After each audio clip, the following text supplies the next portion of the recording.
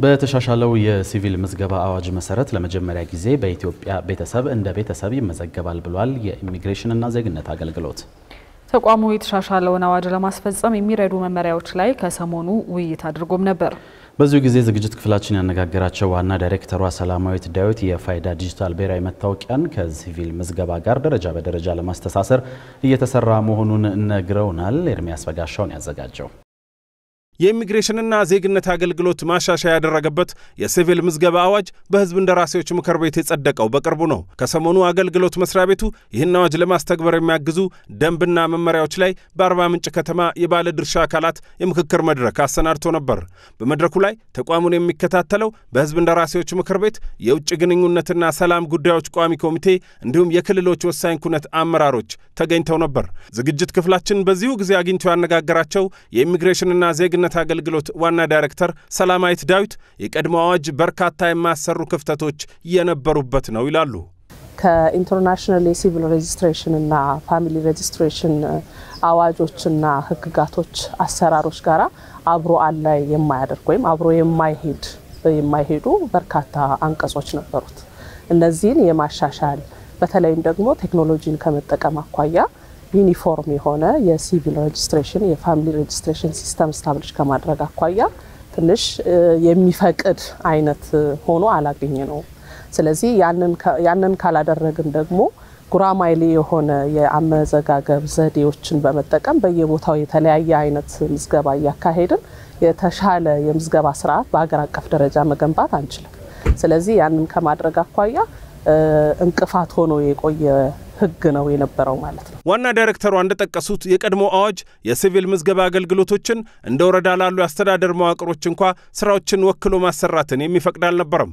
በተሻሻለው አዋጅ ይህ ትስስር የመፍጠርና በጋራ የመስራትን ጨምሮ ያንዱን ተቋም መረጃ ካንዱ ጋር ማናበብ በሚቻልበት ሁኔታ ጭምር ተስተካክሏል። አሁን ላይ ዓለም የሚመዘግበው ቴክኖሎጂን ተጠቅሞ ሲስተም ተጠቅሞ ነው።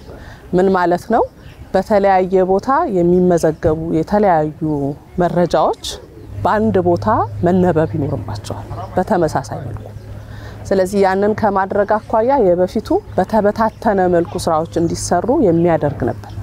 አሁን በአንድ ማዕቀፍ በአንድ አደረጃጀት ተመሳሳይ ዩኒፎርም የሆነ ሲስተም ኖሮን ወይም ደግሞ ያሉን ሲስተሞች የሚናበቡ ሆነው ኢንተግሬትድ ሆነው ዳታዎችን ማሰባሰብ የምንችልበትን እድል የሚፈጥር ማለት ነው በሌላ አገላለጽ። ሌላኛው በአዋጅ ማሻሻያው ተካተተውና በውይይቱ ጊዜ ማስፈጸሚያ ረቂቅ መመሪያ የተዘጋጀለት ደግሞ የቤተሰብ ምዝገባ ነው።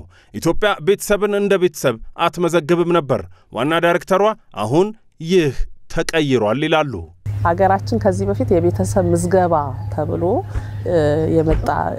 የነበረ ህግ አልነበራት ወይም ደግሞ የቤተሰብ ምዝገባ የሚባል ነገር አልነበራት።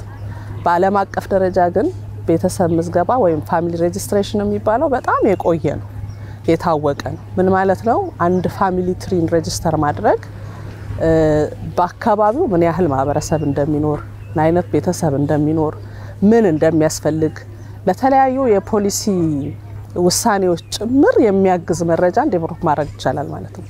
ስለዚህ እንደ መነሻ ሆኖ የሚያገለግል አገርን ከማልማት ለማህበረሰብ አስፈላጊ አገልግሎቶችን ከማቅረብ ግብአቶችን ከማቅረብ ለማቅረብ መነሻ ሆኖ ለመንግስት የሚያገለግሉ ዳታዎችን ይሰበስባል ማለት ነው። የቤተሰብ ምዝገባን በዚህኛው አዋጅ ነው ያካተተው፣ ከዚህ በፊት አልነበረም።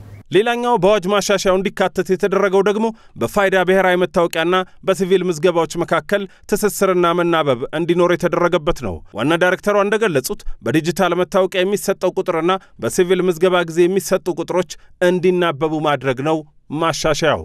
ከዚህ በኋላ የሚደረጉ የሲቪል ሬጅስትሬሽኖች በየአካባቢው የሚደረጉ የዲጂታል አይዲንም ታሳቢ አድርገው እንዲመዘገቡ የማድረግ ስራ ገና ከመመዝገቢያው ቅንጅት እንዲኖረው እናደርጋለን። ከዚህ በፊት የተመዘገቡትንም በተመለከተ ሲስተም ለሲስተም ኢንተግሬት እንዲሆኑ ኦሬዲ ስራውን ጨርሰናል። ስለዚህ የተናበበ ይሆናል ማለት ነው። እነዚህ ሬጅስትሬሽኖች በአጠቃላይ የማንነት ምዝገባዎች ማለት ነው የተናበቡ ሲሆኑ አንድ ሰው አንድ ብቻ መሆኑን ወይም ማጭበርበር እንዳይኖር ከማድረግ አኳያ ከፍተኛ አስተዋጽኦ አለው። የሀገርንም ደህንነት ከመጠበቅ አኳያ በተለይ ደግሞ እኛ የኢሚግሬሽን ዘርፍ ስራዎቻችንን ደግሞ ከማቀላጠፍ አኳያ ከፍተኛ አስተዋጽኦ ይኖረዋልና እነዚህ ሁሉ ሐሳቦች ያካተተ ነው። ብሔራዊ መታወቂያን ከሲቪል ምዝገባ ጋር የማስተሳሰር ስራው በረጅም በመካከለኛና በአጭር ጊዜ እቅዶች በብሔራዊ መታወቂያ ማስተባበሪያና በአገልግሎት መስሪያ ቤቱ የጋራ እቅድ ተዘጋጅቶለት የሚተገበር መሆኑን ነው የነገሩን። የትስስር የታየበት አሰራር ደግሞ ከሰሞኑ ይፋ ተደርጓል። ከሰኔ 1 ቀን 2017 ዓ.ም ጀምሮ ማንኛውም የፓስፖርት አገልግሎት ለማግኘት የፋይዳ ምዝገባ ቁጥር እንደሚያስፈልግ ተቋማቱ በጋራ አስታውቀዋል።